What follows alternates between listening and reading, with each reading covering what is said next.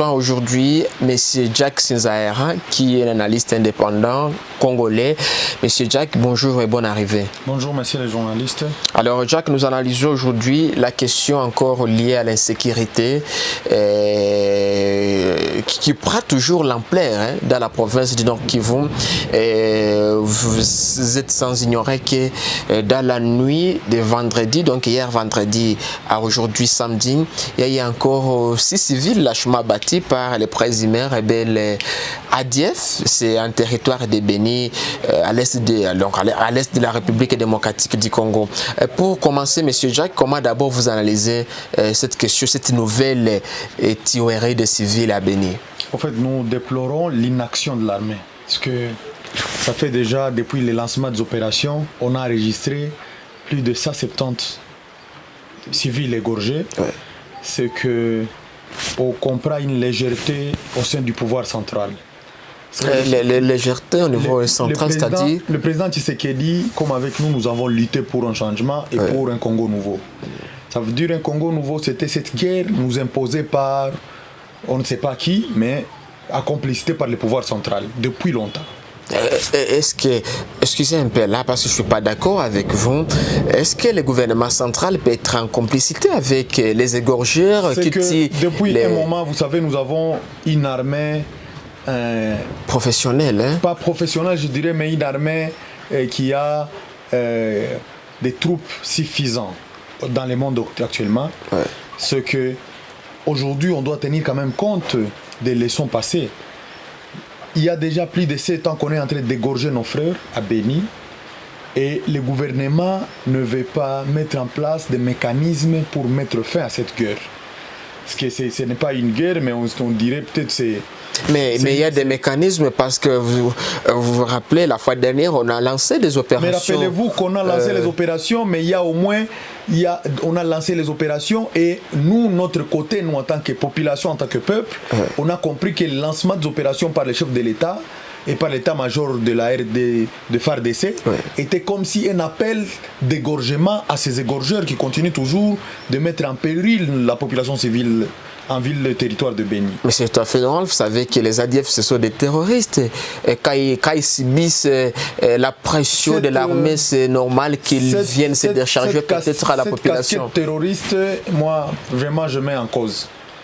Parce que si, du moins, on a lancé les opérations et que les FARDC a commencé à décrier que c'est une guerre asymétrique, pourquoi ne pas prendre des stratégies ou des méthodes adéquates pour mettre fin à cette guerre asymétrique, à ce système c'est ce qui est en cours. Mais aujourd'hui, je te donne l'exemple, on est en train d'égorger à Mbao. Mbao, c'est un centre-ville.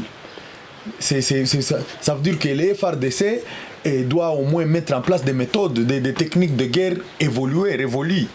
Comment est-ce qu'on peut attaquer, par exemple, on attaque Madina, on attaque PK, Soki 47, mais on laisse derrière Mbao vide.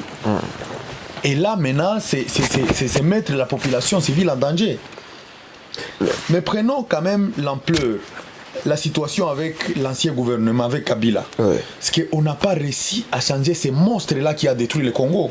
Parce que nous, le peuple congolais pense que le mal du Congo, c'était Kabila, non. Le Congo, mais c'est le cas aujourd'hui. Le problème, c'est le Congo, un monstre à double, à multiples têtes. Voilà pourquoi nous, on a demandé au chef de l'État de mettre de côté tous ces commandants des forces armées qui ont contribué à la sécurité à l'est du Congo.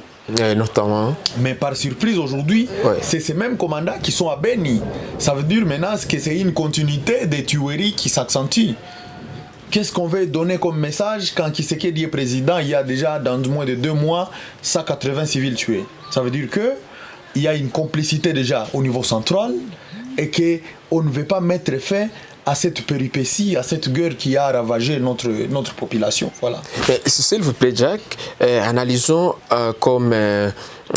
disons, comme un Congolais, comme un citoyen congolais, vous êtes un fils de cette province et vous savez tout ce qui se passe dans cette province.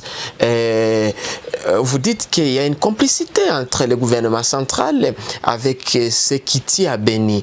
Vous savez que d'abord le président il avait promis lorsqu'il était lors de sa campagne électorale, et je crois qu'il est en train de réaliser, il avait promis une fois être élu. Qu'est-ce qu'il réalise, monsieur le journaliste? S'il vous plaît, il a promis de mettre l'état-major à Beni. Et c'est ce qui se passe aujourd'hui. Non, c'est pas vrai. Il y a, je crois, même l'état de commandement déjà.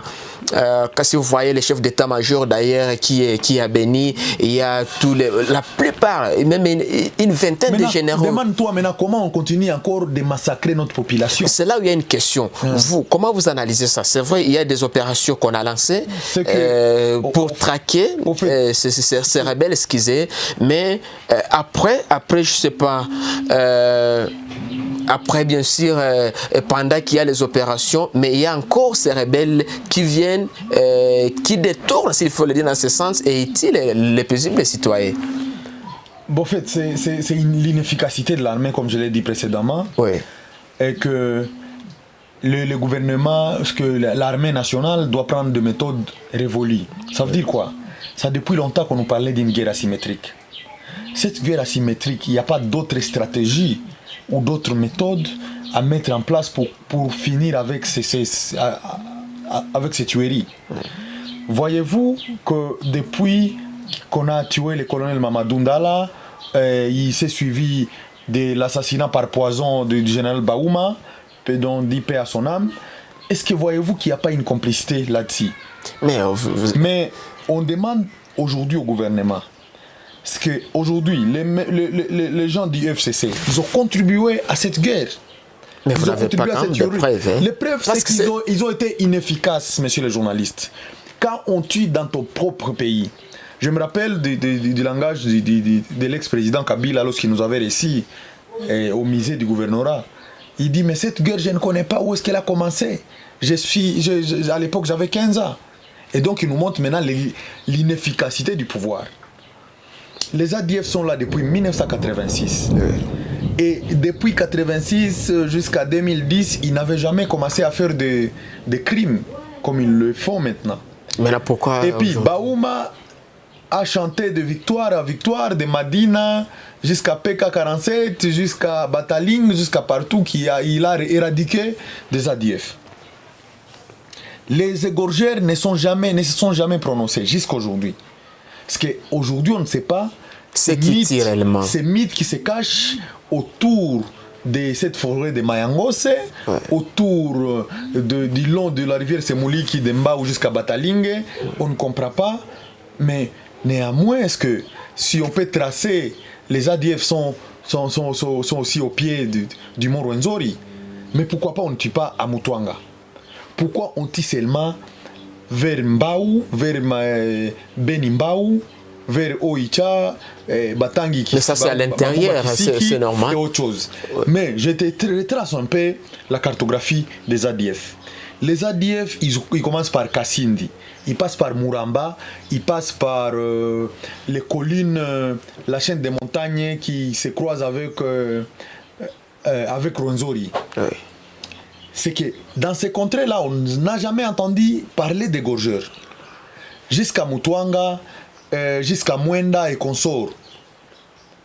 Mais il y a quand même un prolongement des ADF jusqu'à ce niveau. Mais aujourd'hui, est-ce qu'on peut nous donner la vraie identité de ces égorgeurs? S'il vous plaît, Jacques, là on comprend et on sait qu'il y a les ADF, les présumés ADF qui tient à Beni. Vous, il faut le répéter encore, vous êtes un fils de cette province, il faut le dire, un notable de cette province.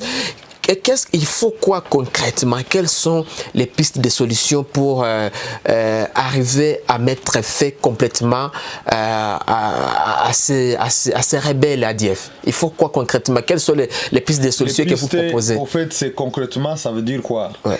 Ça veut dire qu'on a perdu l'espoir parce que Kabila ainsi nous imposait un président de sa poche. Non, on part par là. C'est là le débit. On est dans un nouveau régime avec un nouveau gouvernement. C'est ce qu'on voulait. Au fait, c'est tout ce qu'on voulait. Ouais. Mais tous ces bourreaux qui ont contribué à l'insécurité du pays, ils sont encore au pouvoir aujourd'hui par la complicité du président Félix Tshisekedi. Mais c'est un nouveau gouvernement. Aujourd'hui, on a gâché l'espoir du peuple congolais. La paix à Beni, ça ne viendra qu'un des régimes dignes, patriotes. Donc vous mettez en cause le régime actuel. Hein? Attends, je vais te dire une chose. Oui. Qu'est-ce qui a changé depuis l'accession de Tshisekedi au pouvoir?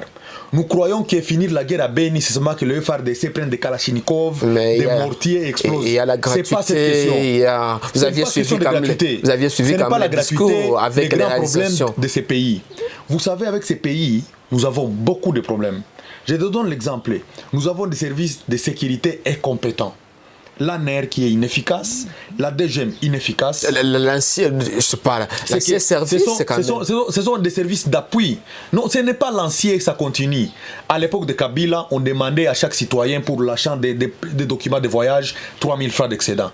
Mais à l'époque de Tshisekedi, ça continue. Mais il est encore au débit quand même. C'est pas au débit, c'est tout ce qu'on disait encore avec Kabila. Il a fait 18 ans sans rien faire. Mais aujourd'hui, si ça continue comme ça, Tshisekedi va faire ses 5 ans sans rien faire parce que les Congolais sont naïfs. Parce que vous devez quand même soutenir. Le peuple congolais doit sortir de la naïveté. Un président qui a la volonté de changer, même dans 2 mois, il change la nation.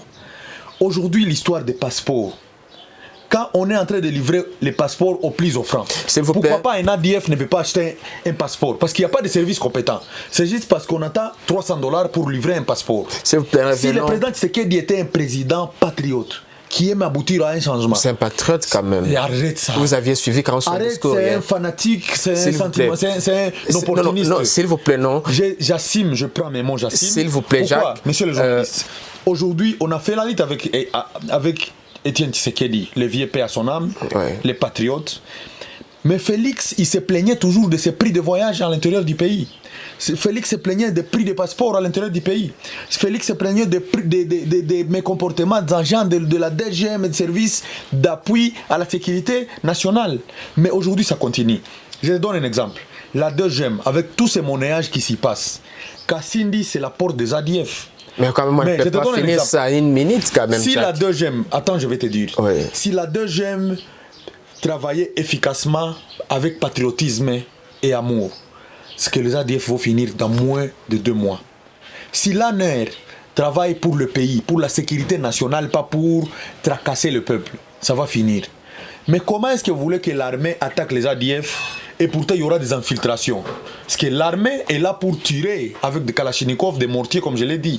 Il y a les services d'appui maintenant, comme la DGM et l'ANER, qui doivent maintenant contrôler et surveiller les mouvements suspects des populations. Mais aujourd'hui, à Kassindi, si tu arrives, tu n'as pas une carte, si tu donnes $100, on te laisse entrer. Mais est-ce que vous avez des preuves? Je t'ai dit, je fais une enquête sur ça. Mais ça ne sait pas. Et si vous voulez, on peut faire même une émission d'investigation à Kassindi avec toi. Tu vas partir là-bas, on va te faire entrer en Ouganda et venir au Congo sans document, avec juste un peu de monnayage. Parce que ces pays ont beaucoup de problèmes. Finir la guerre à Beni, qu'on n'endosse seulement pas l'armée. C'est que le président oublie, il veut mettre l'état-major à Beni. Mais avec quoi? Avec cette ANER? Quoi avec la DGM? Maintenant, il faut quoi? Donc, il faut d'abord changer tous ces services. Il faut restructurer. Oui. C'est que d'abord, une chose, on n'a pas une police. On n'a pas. Mais quand il y a une police, il ne faut pas exagérer quand même. Mon Dieu. On a une police congolaise. Attends, on a une police qui vient des groupes armés. Tu peux trouver un OPJ qui ne connaît même pas faire un PV. S'il vous plaît, on sait quand même, on a une police. S'il vous plaît, Jacques, on sait qu'on a une police quand même professionnelle. Et aujourd'hui, quand même, on est en train de saluer le professionnalisme de la police parce qu'on sait que. Quand on est en train de tuer des manifestants. Non, s'il vous plaît, revenons à notre sujet. Vous n'allez pas dire que nous n'avons pas une police pendant qu'on sait, on est en train de témoigner le professionnalisme aujourd'hui de la police. Même la population en parle partout. De quelle population? Avec des tueries qu'on a fait, des assassinats? Revenons par rapport aux pistes de solutions pour mettre fin à cette guerre. Pour mettre fin à cette guerre, il faut que les chefs de l'État reviennent dans l'esprit patriotique. Et qu'ils reviennent à la lutte de son père. Tous ces bourreaux qui ont contribué à l'insécurité du pays. Tout ça, vous avez déjà parlé. Doivent être écartés du pouvoir. C'est qu'aujourd'hui, il faut redynamiser l'Agence nationale des renseignements. Redynamiser la DGM. Parce que le socle d'une sécurité intérieure, ce n'est pas seulement l'armée. Parce qu'il y a les services d'appui à la sécurité. La DGM, notamment l'armée. Comment est-ce qu'un FARDC peut combattre à PK-47, par exemple? Mais il y a de la deuxième qui fait entrer d'autres ADF mais il n'y a pas vraiment, vous n'allez pas confirmer qu'il y a les agents de la migration qui font entrer quand même les ennemis au pays. Mais on le saura comment? Parce qu'ils font les monnayages, monsieur le journaliste. Tant qu'on ne respecte pas les textes du pays, va quand même au Rwanda. Ok, d'accord. Qui que tu sois, si tu n'as pas un document de voyage, tu ne voyages pas. Qui que tu sois... Mais on ne les voit pas ici même. Attends, tu sais, qui que tu sois, parce que nous avons des textes qui nous régissent. Oui. Nous avons des textes qui régissent la deuxième. Mais la deuxième qui se transforme en un service taxateur. Normalement, les documents de voyage ne devraient pas être vendus par la deuxième. Est-ce que ça se passe chez nous? Ça ne se passe pas chez nous. La deuxième, normalement, quelqu'un devrait aller d'abord à la DGRAD, qui devrait livrer maintenant une note de perception, et après tu vas à la deuxième pour présenter les documents. Ok. Mais au fait, comment est-ce que quelqu'un qui prend l'argent, tu veux acheter par exemple un tenant lié, tu n'as pas par exemple la carte de lecteur, mais parce que tu donnes par exemple le double. Un agent de la deuxième qui te dit je vais te faciliter. Soit c'est une recommandation de quelqu'un. Ok, s'il vous plaît, Jacques, parce qu'on est en train de finir notre entretien, en amont, en quelques minutes, en quelques lignes, comment vous analysez les discours? Vous et moi, on a suivi ce que le président a promis aux Congolais, tout ce qu'il a déjà fait pendant qu'il est au pouvoir, et surtout comme on est dans les sujets qui va dans le sens de la situation sécuritaire, surtout disons dans cette province. Comment vous analysez d'abord son discours? Monsieur le journaliste, ce que je ne sais pas la première fois de le dire, les discours du chef de l'État étaient populistes. Ça veut dire quoi?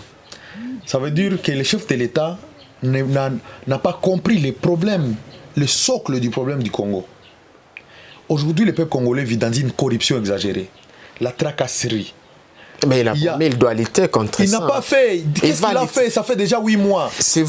Monsieur les journalistes, s'il vous plaît, on peut s'écouter. Oui. Il y a des processus. Construire une route, c'est un processus parce que ça demande les goudrons, on fait des commandes. Ouais. Mais finir la corruption, c'est quelque chose de la volonté d'abord patriotique. Finir les tracasseries, c'est la volonté. Le président connaît bien que le passeport qu'on achète au Congo est plus cher au monde. Et il connaît que c'est parce qu'il recommande les textes du pays. Mais pourquoi ça n'a pas fini?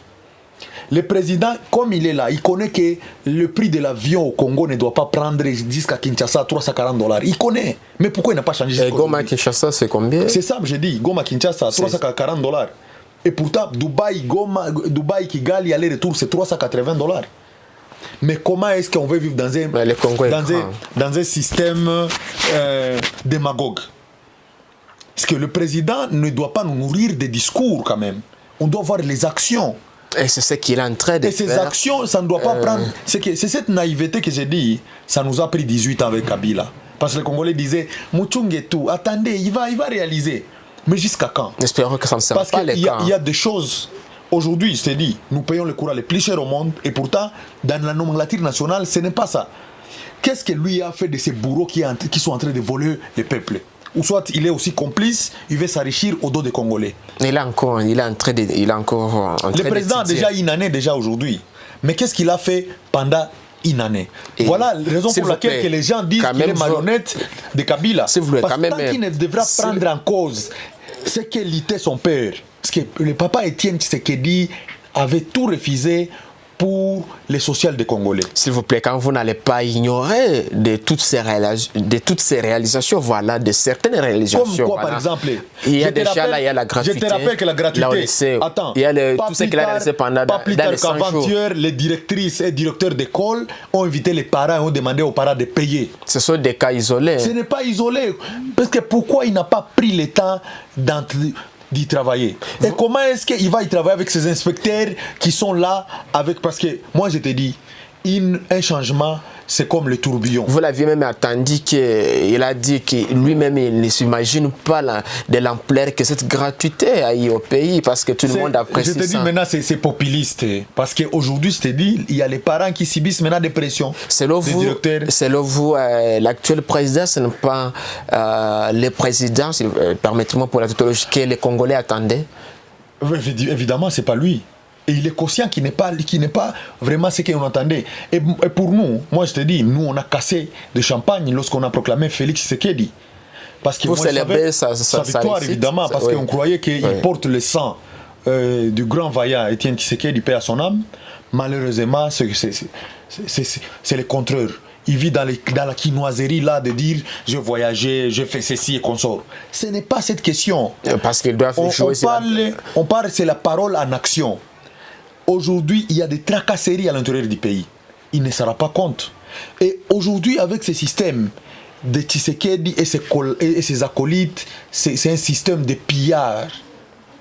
Ils sont juste en train d'exploiter le Congo. C'est trop, je le dis parce que je l'assume. On observe déjà, ou 12 mois presque aujourd'hui, le président n'a rien fait.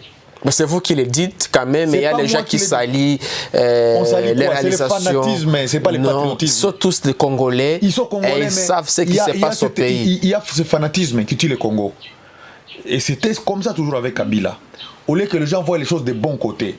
Ce que les Congolais, ce qui manque, c'est le patriotisme. Ils sont dans le fanatisme. Comme Katangé, c'est mon frère, je l'aime comme il est, et on avance. Au lieu de voir que même si Katangé est mon frère, mais s'il ne va pas dans la logique des choses, dans un état de droit, comment un pays doit marcher, je ne serai pas d'accord avec lui. C'est ce qui manque aux Congolais.